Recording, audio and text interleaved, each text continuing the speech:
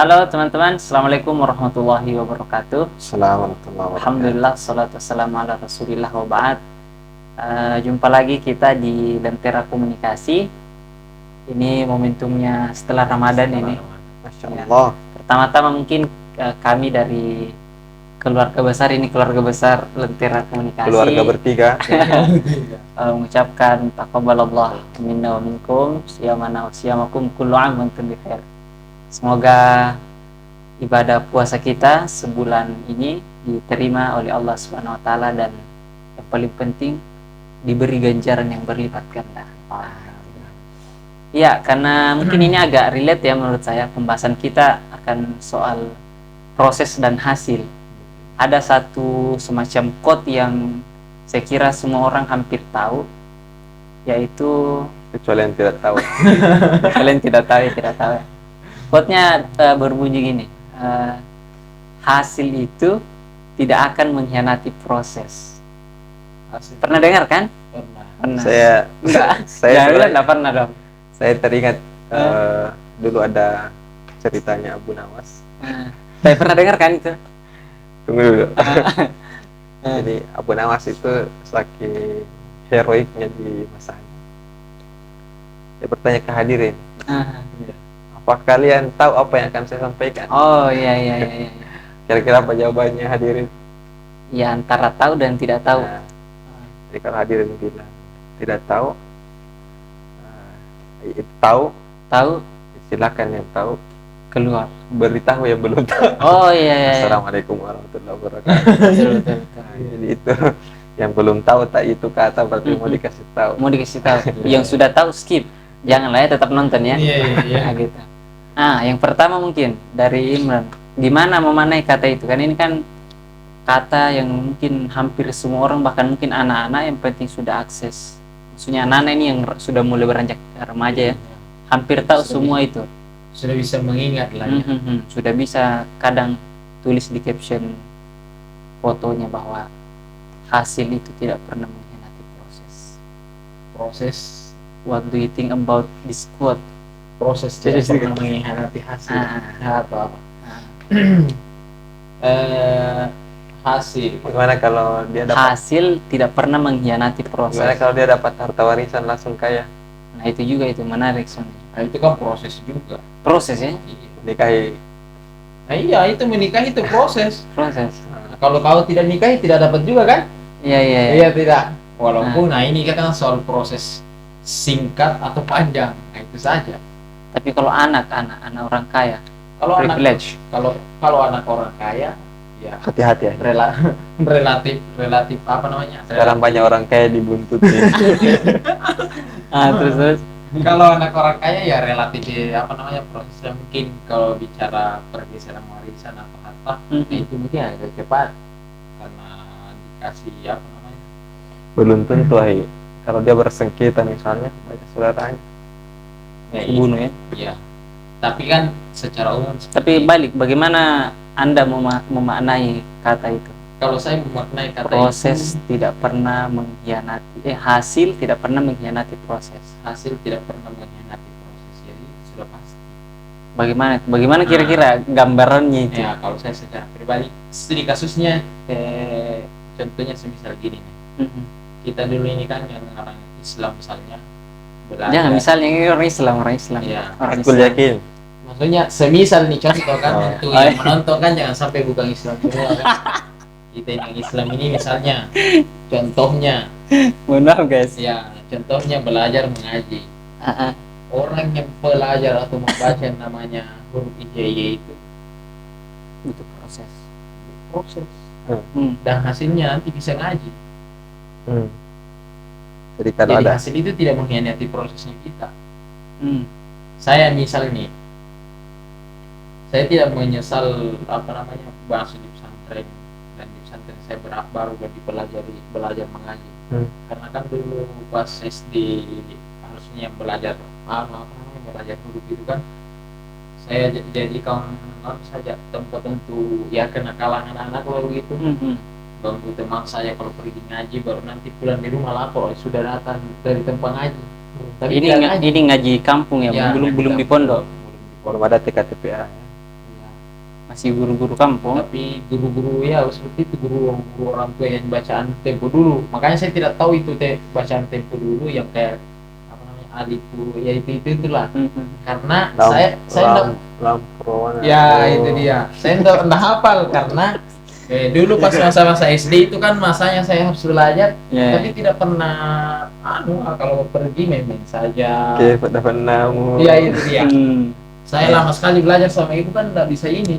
Karena memang saya bisa belajar, enggak belajar memang. Akhirnya ada hasilnya. Jadi tidak, karena saya enggak belajar jadi enggak ada hasil. Oh iya. Nah, ya saya cocok ya. Ya, jadi proses tidak pernah hasil tidak pernah hasil tidak pernah mengikuti. Gimana waktu Jadi prosesnya saya mulai belajar itu. Pas di pesantren itu. Jadi habis maghrib itu di pesantren ada ini tuh istilahnya halak gitu. Terus maghrib. Belajar ngaji maksudnya. Belajar ngaji, diajari kita ngaji. Di situ saya baru menyesal.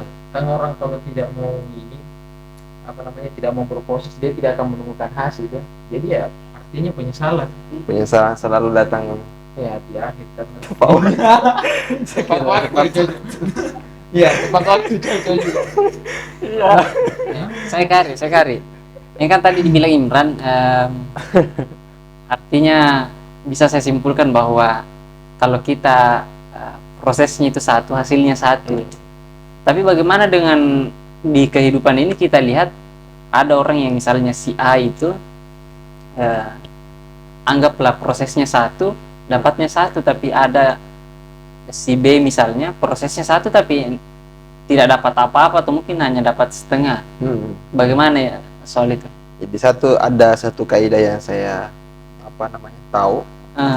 Al-ajru ala kadri masyakka ya. Di ganjaran itu selevel ya, dengan upaya seseorang melakukan.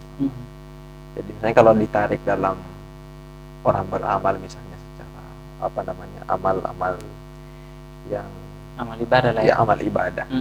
Itu mungkin melaksanakan perintah yang sama, tetapi secara pahala mungkin berbeda. Misalnya bagi orang tua dan orang muda mungkin kalau dia pergi sholat subuh mungkin agak mudah karena ya fisiknya masih kuat. Walaupun sekarang ini jadi problem juga ya. Orang anak muda jadi tua gitu. Anak muda jompo sekarang. Betul. Ada orang tua yang walaupun sudah sakit lututnya pagi-pagi dia berangkat kuat. Berbeda dengan kita. Jadi kita melakukan perintah yang sama tetapi hasilnya berbeda. Nah, itu juga akan relevan dengan kondisi pada amal-amal dunia. Ada amal-amal dunia bahwa mungkin bisa saja kita melakukan pekerjaan yang sama, belajar pada materi yang sama, tetapi mungkin karena upaya seseorang mungkin ada sangat-sangat kuat, dia mendapatkan hal yang lebih dibanding orang yang hanya sekadar mempelajari pelajaran yang sama, tetapi dia tidak punya itikat semacam tekad yang kuat untuk memahami, untuk mengetahui banyak hal yang kita rasakan hanya karena kita hidup dalam di mana kita interaksi kita atau circle kita dalam soal belajar. Itu ada orang yang pelajaran yang kita pelajari sama, tetapi tingkat pemahaman yang dia, karena mungkin dia memberikan effort lebih, fokus sama ya.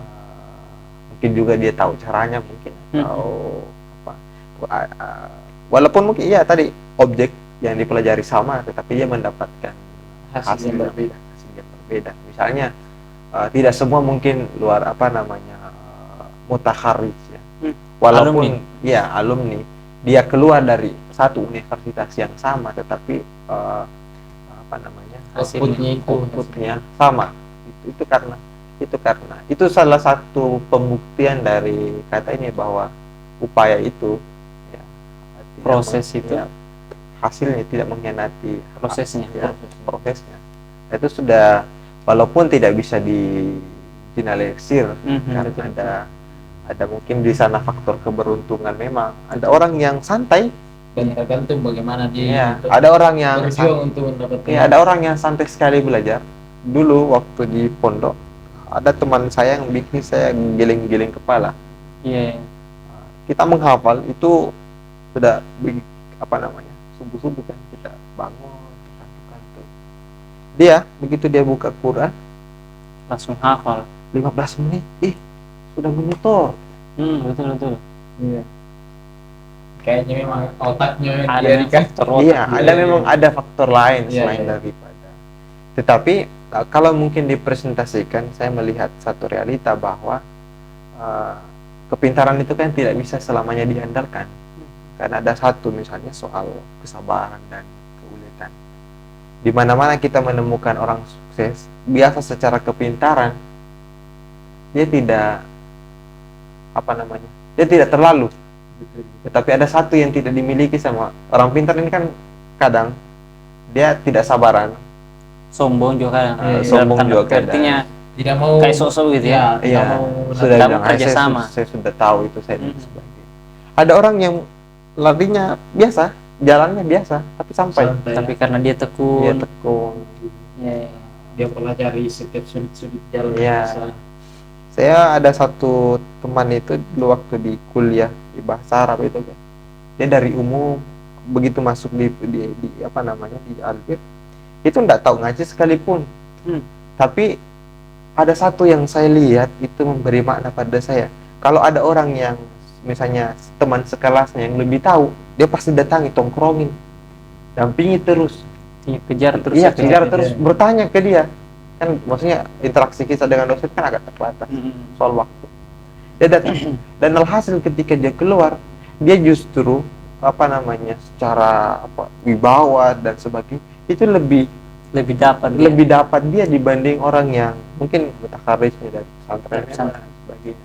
Karena kadang juga yang orang yang memandang enteng sesuatu itu dia malah menggampangkan dia sehingga tidak terlalu serius. Itu kalau saya memaknai bahwa Hasil itu ya tidak pernah mengkhianati proses. tidak ada pengkhianatannya proses itu. Berarti kalau kita melihat ada dua orang yang anggaplah misalnya institusi pendidikannya sama, tetapi outputnya beda, berarti prosesnya yang berbeda ya. Ya, bisa Caranya jadi. menjalani proses itu yang berbeda. Bisa jadi dia aktif di institusi keagamaan, kenapa keluar tidak jadi ustadz semua? Iya. Itu bisa jadi satunya belajar yang lain, satunya Seperti yang bermanfaat ya. Itu yang penting. Nah, Itu tapi tidak boleh digeneralisir ya. artinya memang ada faktor-faktor Ada lain. faktor Karena lain. kalau kita mau ukur soal ini misalnya hasil itu tidak pernah mengkhianati proses, kalau kita anggap ini kehidupan dunia misalnya ya, bahwa yang bekerja keras itu akan kaya, tidak juga ternyata. Iya. Karena anggaplah misalnya kayak pemungut sampah itu, Mm-mm. kan lebih kurang Setiap bekerja hari keras itu. apa itu tiap hari apa, tapi berbeda dengan orang yang ada ininya, ilmunya kan, ada otaknya begitu. Ada ilmunya, itu biasanya lebih beruntung. Walaupun mungkin kalau orang mau konversi juga, iya saya korban waktu Pak. Kalau Mereka sekarang tidak. kalau yang familiar kan bukan lagi kerja fisik, Mhm. bukan juga kerja otak, tapi uang yang bekerja untuk Uang yang bekerja ya. Artinya bukan lagi kita kerja Iya. cari uang yang kerja untuk kita ya. Ada satu video yang saya pernah lihat dari salah seorang menteri. Tanya apa bedanya kita dengan orang luar negeri? Kita ini pintar-pintar. Satu katanya bedanya. Kalau kita ini, kita yang kerja keras. Hmm. Secara otak, Fisik. kerja supaya dapat uang. Nah, orang katanya di luar negeri, Uangnya kerja. uangnya yang kerja keras, invest kemana-mana. Gitu. Ya, betul. Supaya mendapatkan hasil. Ya. Uangnya kerja untuk dia memang. Nah, uangnya kerja untuk dia. Jadi dia tidur pun tetap Nah, ada tetap aset, dapat. pelajaran tentang investasi dan gitu. Itu ya. Proses tidak pernah mengkhianati hasil tidak pernah mengkhianati proses. Artinya kalau kita Yang ingin jelas proses tidak pernah berkhianat. begitu ya. Artinya bagaimanapun prosesnya kita, Ada hasilnya- gitu. Ya. Hasilnya akan seperti itu. Tapi ini saya punya keresahan pribadi sih sebenarnya. gimana caranya meyakinkan orang-orang seperti saya misalnya mungkin tidak sabaran dengan proses, tapi ingin cepat buahnya itu bagaimana caranya? Ya, tadi Tidak ada cara ya? ada Apa? tidur siang. Ah? Tidur siang Tidur kalau siang. terlalu lelah gitu. Cepat-cepat tidur kalau malam, Cepat-cepat tidur kalau malam. bangun subuh tahajud. Ya kalau mungkin saya secara pribadi apa namanya, ini mungkin nasihat para ulama ya. Iya, masya Allah. Nasihat para ulama bahwa mungkin kalau prosesnya kita mau lebih lah, misalnya mudah menerima ilmu, mudah memahami dan cepat memahami ilmu, Mudah dapat uang, saya tidak tahu lah kalau itu kalau uang ya. khusus untuk belajar ini, Ilmu. khusus keberkahan ilmu apa dan ibadah-ibadah yang lain itu, ya berarti kedekatan kita kepada Allah ini harus lebih dikasih dekat lagi dan meningkat mudah. Karena saya punya kayak gitu caranya belajar itu, saya punya kiai selalu kita ini dinasihati dan diingatkan bahwa sekaya apapun, sehebat apapun otakmu dan lain sebagainya, semua itu kesandarannya kepada Allah kan. Jadi apa-apa harus kepada Allah. Itu pembelajaran makam. Kan itu dalilnya itu wattaqullah wa yu'allimukumullah. Itu makamnya sudah beda itu. Bukan makam anak muda itu. Iya. Tidak banyak sebenarnya menyadari, tapi di sisi lain dia punya faktor penentu. Betul. Di sisi lain memang begitu. Iya. Faktor apa? X.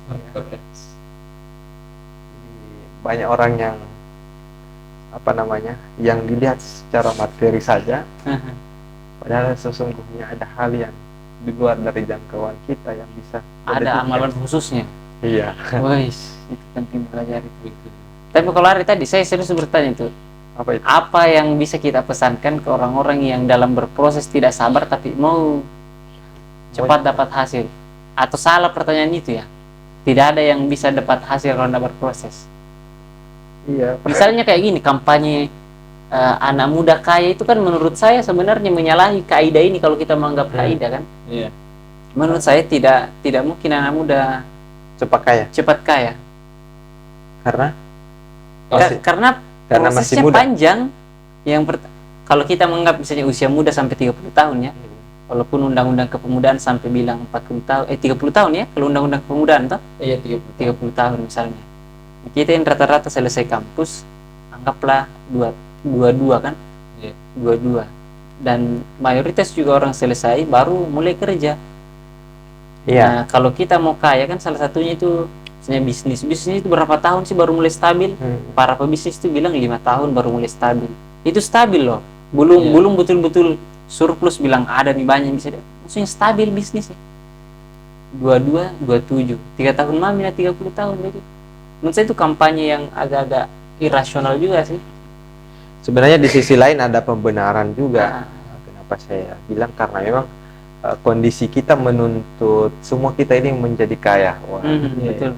Walaupun maksudnya karena ada banyak faktor yang mempengaruhi ya. Dulu ya kalau misalnya eksportir misalnya susah untuk mungkin kaya karena transportasi susah, atau misalnya kayak kita orang-orang yang menjual misalnya barang-barangnya di kota itu susah. Sekarang kan serba mudah, gampang ya. Iya, dan itu misalnya dulu ada misalnya dulu ada teori untuk jadi ahli misalnya jadi 10.000 jam. Sekarang karena fasilitas sudah banyak, memungkinkan itu terpangkas. Iya. Tapi memang ya kenapa umur kita juga pendek-pendek ya kan, supaya cepat. Iya, berbeda kan umur di zaman misalnya umurnya Nabi Daud, itu kan panjang-panjang. Bani Israel itu kan panjang-panjang ya. Panjang-panjang. Itu katanya hikmahnya karena kita ini mampu melakukan banyak sedikit amal tetapi banyak manfaatnya. Jadi banyak nilainya, banyak pahalanya dan sebagainya. Berbeda dengan dulu, ganjarannya ya satu diganjar satu, kalau kita satu diganjar 10. Yang paling minimal ya. Paling minimal. Maksudnya kalau itu mau ditarik dalam kehidupan kita, ada banyak hal yang memudahkan kita. Nah, persoalannya yang penting ditahu caranya. Maksudnya kampanye itu tidak ada salahnya juga. Betul. Tidak ada salahnya karena yang sudah banyak sekali fasilitas untuk itu. Tetapi yang salah adalah kita yang menerima informasi itu, karena yang ada dalam tertanam di dalam diri kita itu kalau tidak cepatnya. ya cepatnya, Iya. ya. Jadi tidak mampu memanai, Artinya tidak sabaran belum. ya, tidak sabaran. Dan itu anak muda itu sebenarnya yang bisa sabar. Iya, memang itu Karena mau yang semacam spontan. tabiat anak muda itu insan-insan ya. Berbeda kalau orang tua yang ditanya, yang sudah punya kebijaksanaan, wisdom apa? Wisdomnya itu sudah banyak ya. Sudah banyak. Pasti dia biasa konsisten, Ya, fokus. Misalnya Pak Habibie misalnya, ketika diwawancarai soal kesuksesan apa ditanya ya? Itu Fokus, sabar, ya. fokus satu-satu yang dikasih. Nah, itu karena sudah memiliki wisdom. Kita ini tidak ada wisdom, yang ada emosi. Hantam. Hantam, udah selesai cari lagi yang lain, udah selesai dicari Akhirnya lagi. tidak ada yang ahli ya. Nah, jadi Itu kalau saya sebenarnya tidak ada obatnya. Kecuali mungkin obat yang paling bagus ya tidur. beristirahat. Supaya berhenti berhalusinasi. Iya, betul. Siapa tahu pasti lu dapat mimpi gitu, dapat mimpi azab gitu. Tiba-tiba. Biasa ada Iya. cerita seperti itu ya. Ya. Iya. Ada banyak orang yang menemukan hikmah dari mimpinya. Dia ketakutan sekali kan. Ya, Wah, ternyata Saya ini kalau begini terus ini ternyata disiksa di kubur misalnya. karena itu alam nyata sudah tidak mampu memberikan kesadaran. Iya. Akhirnya alam Iya, goib tangan langsung ya. Makanya alam goib yang memberi jawaban. mungkin akan banyak orang seperti itu. Ada orang yang tidak pernah sholat. Iya. Terus mau langsung alam ustadz sudah dihantam semua, alam kiai Sudah dikasih logika, sudah dikasih dalil. logika, dikasih uang, dikasih apa, Iya. tidak mempan. Nanti dalam Begitu tidur dapat penyiksaan mungkin dari salah satu malaikat yang mungkin bangun sholat. tindis kunci kepalanya mungkin ya. Iya. langsung tersadar dan dia tidak butuh dalil untuk mengerjakan sholat. Tiba-tiba bangun subuh langsung Iya. pakai jubah ini Langsung. datang orang saya kaget mau ini. sholat ini.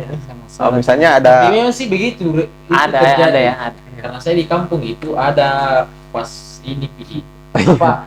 pas tua pilih. anak muda. Nah, Pas meninggal bapaknya. nah, Makanya pernah ada yang tanya saya bilang, betulkah itu kalau biasa itu bapak datang dalam mimpi, kalau dulu perjanji ini bapak yang minum balo, kalau di kampung kan minum balo apa dan sebagainya, masa ayam kan, nanti mati biasa ada datangnya anaknya itu, sehingga itu anaknya kan orang kampung kan kaget, ini anaknya tiba-tiba rajin pergi azan, nah. tepat waktu itu lulus. Dia tanya itu saya, jadi apa namanya, sempat saya berpikir dengan jawabannya saya toh, apa jawaban yang ingin saya berikan.